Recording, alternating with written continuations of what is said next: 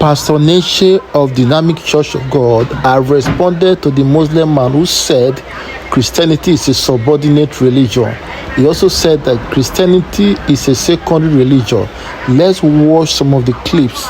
Take insanity, mental dementia, senile dementia, either insanity or criminality or both. All of them combined. Either in the prison or in the asylum. That is where such people belong. Either in the prison or in a mental home. I told Nigeria, I said, what? You are voting a killer system into power. I said it with all my passion. I saw it. I saw a bloodthirsty army of men coming to cause massacre in the country. I saw it. Telling the blind the way to go is a problem. It's a blind church full of blind leaders. With their eyes open, they went to the ditch and then they put God's prophets under pressure. It's for children's sake that we'll be watching around the world. I'm here to apologize to my Christian brothers and sisters on behalf of what our Malam Sheikh Yahya Jingil said. We are sorry. We are really sorry. Pardon Malam. Pardon his old age.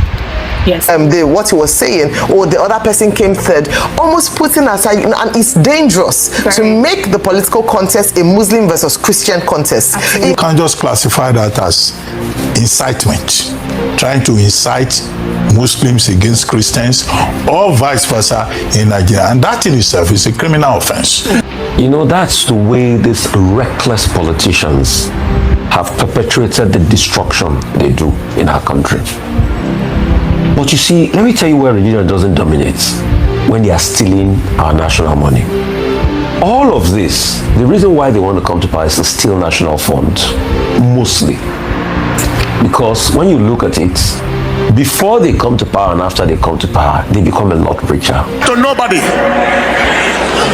I was away for the crusade this week past, and I heard that a frenzy was going on where I think an insane man came up to say that Christianity is subordinate to any other religion in this country.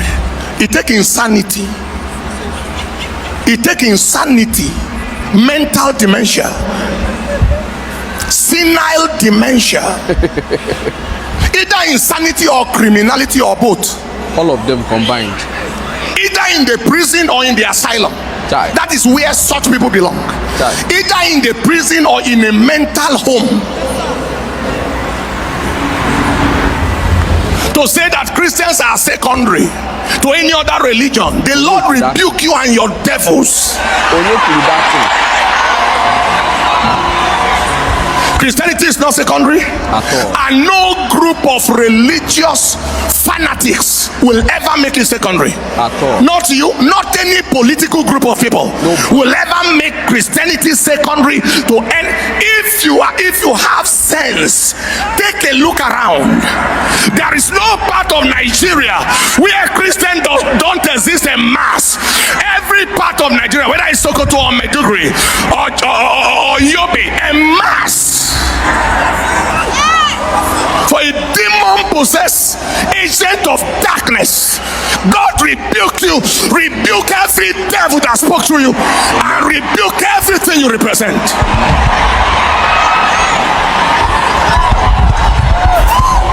Nobody should take the church in this nation for granted. Don't take the church for granted. Don't take the church for granted. It's a warning to every one of you who think that the church can be taken for granted. If you think you are superior, why didn't you people allow censors all this while? Credible censors.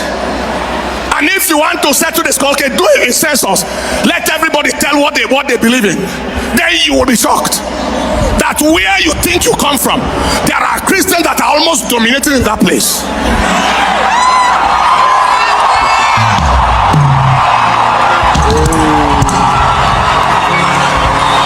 And this is the time for nobody to cower under any pretense. We are agents of the devil. They are not tired of bloodshed. They are not tired of destroying the nation. Ask yourself, the speaker, what have you contributed in the development of a nation like this?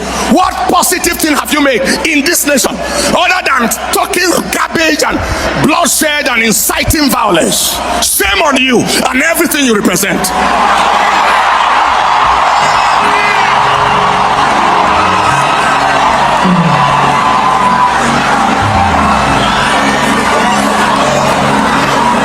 I was talking about rejection and inferiority, and that's what that brought this in.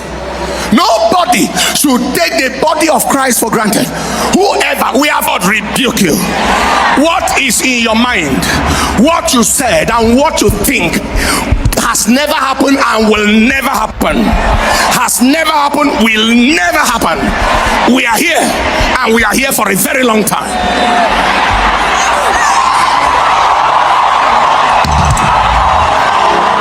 Stand up on your feet, everybody.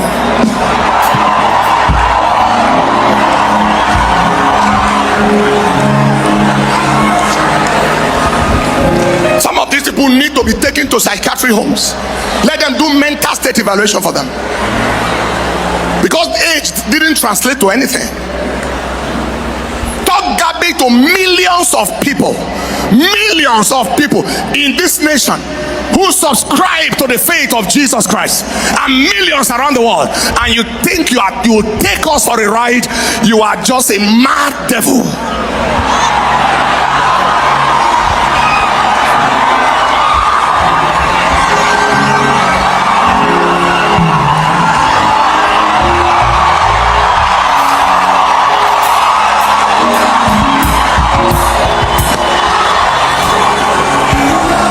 It is time for anybody who knows those kind of people to call them to order, and call them to order. And I blame security forces for allowing people to make reckless and useless statements. You allow them still moving on the road. Allow them still moving. Now, don't knowing that such a statement can incite instant violence. That's a man to be quarantined so his mentality can be corrected. Himself and his type. People are messing up and destroying the nation. They are walking free of charge, and they are talking, and they are saying so and so. For what? Who is he? Who is he? And who are his type?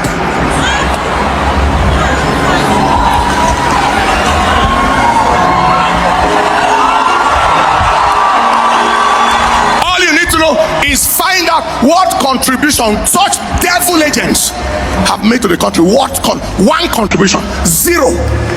Liabilities, generational burdens, blood-sucking challenges.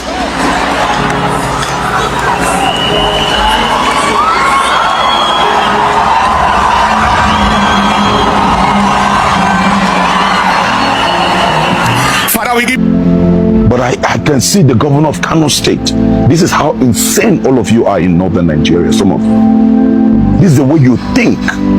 People that are brainless. Somebody is standing there in your meeting shouting Muslim, calling Christians infidels. And I'm going to go take this. If Christians should do this, who is going to have a country? Northern Nigeria, Muslims with the highest, you talk about the highest capital poverty of the world. Are you not ashamed? Are you not ashamed that banditry is here in the north? Criminality is here in the north. It is here in the north you have the highest level of drug addicts that you are supposed to be, if you are sane, to begin to preach the message that will help to bring people out of bondage and out of their captivity. You are there making stupid statement and inciting against Christians and calling them, look at them, infidels, if they think they have voting power. Woe to any Christian that is going to align themselves with these evil, brainless people and creatures. And I'm speaking to my Muslim brothers who are saying, you cannot be allowing this kind of creatures to be flowing among you. And I want to say to all the Kano people, it's time that whatever is your name, the governor of Kano, it's time. What he was saying, or the other person came third, almost putting aside, and it's dangerous to make the political contest a Muslim versus Christian contest. You can just classify that as incitement, trying to incite Muslims against Christians or vice versa in Nigeria, and that in itself is a criminal offense. You know, that's the way these reckless politicians have perpetuated the destruction they do in our country. But you see, let me tell you where religion doesn't dominate: when they are stealing our national money. All of this, the reason why they want to come to power is to steal national funds, mostly. Because when you look at it, before they come to power and after they come to power, they become a lot richer. We know a lot of people that over 20 years ago, they had nothing to their name. Today, they are multi-billionaires. And you ask them, how did they make the money? They'll say, shut up your mouth. We know a lot of people that they were nothing before they came into politics. But today, they show wealth everywhere. Which resource is it? They say, shut up your mouth. If you didn't catch me, steal state resource. Then because you have a better way of funneling, it does not mean that people do not know that you steal it. Because you have a judicial system that can't hold you accountable, does not mean people do not know that you steal it. So when they are bereft of ideas, what they do is they look for pressure points like religion. Let me now tell you the counter narrative they are trying to push to support this. You remember the Yes Daddy video by Peter Obi, or the audio recording that they said was a purported telephone conversation? Some people are pushing that narrative and say, yes, oh, yes, Daddy should be. Peter Obi too said, yes, Daddy is a religious war and everything. Which I don't believe anything should be a religious war. But the question we should ask them this morning is, and I quote, please, will everybody sitting down there in that gathering that sees nothing wrong with a Muslim ticket as a political strategy, please, will they accept a Christian ticket? That's just where the hypocrisy lies. We sounded off about this, they say my mouth is smelly. I don't have any problems. Muslim ticket, go ahead. But please, as long as if we can say there's nothing wrong with a Christian ticket. All right? And when people feel disgruntled and they say things, you don't shut them down based on their religion. That's just the argument I want to put forward to them. You and I know that they will never accept it. If they did easily accept it, we will not have all the religious challenges we're having today. But you see, the grand scheme is we must be able to live where religion does not play a role in our politics, because both Christians, both Muslims are getting killed. It doesn't also stop the fact that there's Christian genocide, right, in some particular parts of the country. But this asinine politics that we play, this destructive politics that we play, I'm sure we're beginning to see the results. And it is during election period that you see all of this. But you see, I pity whoever said this and the cleric, because see, no matter how much you say this to gain political advantage because governors are there, you will never be as rich. You will never have the level of access to state resources these people have. So in the end, the greatest pawn that they are using are the religious leaders to incite this, and the people. In the end, it is the people that are the biggest losers. You will always be a victim of insecurity. You will always be a victim of poor economy. You will always be a victim of inflation. But them, they can steal state resources even more and hedge against inflation. So they will use you and you will dump you, and the poverty cycle continues for people at the lower level while them at the higher level enjoy. When they are both stealing state resources, they don't care if you are Muslim or Christian. All they care about is the choicest place they can hide the loot, the state loot. Right. That's all they care about. It's not about religion. Thank you. May God allow the lower people learn. Okay, I think we all want to speak. Before Dr. Bati said, I think what this Islamic cleric said, the statement he made, should be regarded as hate speech. I say this because the thrust of what he was saying was to pit a particular religion against another for political gain. And let's call what it is what it is. What he made, the statements he made, they're not factually correct. However, they would make sense to an audience that is not educated, or a gullible audience, to put it better. And I think it's quite sad to see that the governors who were present didn't immediately speak against that. You should never sacrifice the peace and security of the people in Nigeria on the altar of personal politics. And this is what this man's statement, this cleric's statement, potentially had the cause to do. And if it was either ways, I would say the same thing. I also believe that because he was speaking to the president's reason for choosing, which we know that's not the reason why, for choosing a Muslim ticket. In his stance, was saying almost a supremacy of one religion over the other, and numbers are more over the other, and even using a derogatory term to describe the other, and that's why he said it was hate speech. And we cannot run a society, especially as polarized as Nigeria, without a zero tolerance to rhetoric like this, whether for political gain or not. This is the time where we ought to be building, where we should be speaking about unity, where we should be speaking about there's unity in diversity. We've talked about how divided we are as a nation and how the division is going deeper, and so we should not, no politician, no credible leader should sit in a conversation where topics like this. We're praising the Kaduna State governor for trying to build the bridges between the north and the south, Christians and Muslims. We are praising efforts by these leaders, and then we have people who come up to speak like this. From Abago the other day, despite the criticisms that his statement had talked about that as well, and that's why this morning I believe that not just the governors but the president himself, who was mentioned as part of his reason we are going to support him for this. And if you see the what he was saying, or the other person came third, almost putting aside, and it's dangerous to make the political contest a Muslim versus Christian contest. It has to be a contest of ideas. It has to be a contest of who is the best fit as a leader for Nigerians. Let us not allow leaders or even the people be used as a tool for police and for religious or ethnic divisions because of the ambitions of one man. And I don't think he was speaking for any of the leaders, because they have clearly come out to say how they are working together to build a Nigeria that's united. And that's why I expect a speaking against this statement. I think he doesn't speak for us. I think that's well within order. Very important. Okay, I think the key issues are as follows. Now, what that man has done, and I think it should be identified and his name put on the table, so that we can know these people in Nigeria who do not want the unity of Nigeria. He was saying that a Muslim ticket is a good idea, otherwise Christians will think that they are more than us in this Nigeria.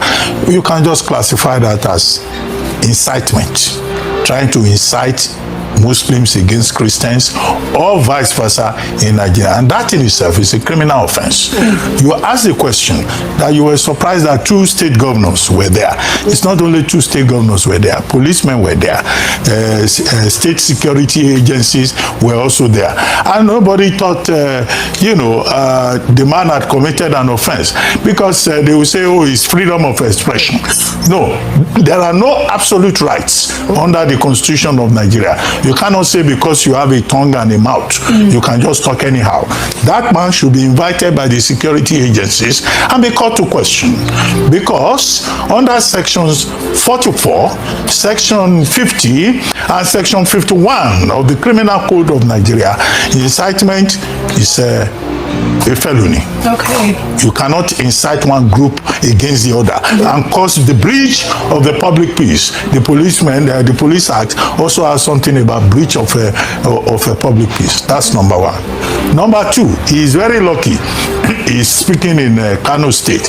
If it were in Niger State, perhaps this would have been a litmus test for Governor Bago's declaration, I think sometime last month, that if any cleric talks any nonsense that can cause disunity in Niger State, that cleric will be arrested, and the place of worship may be shut down. That's in Niger State.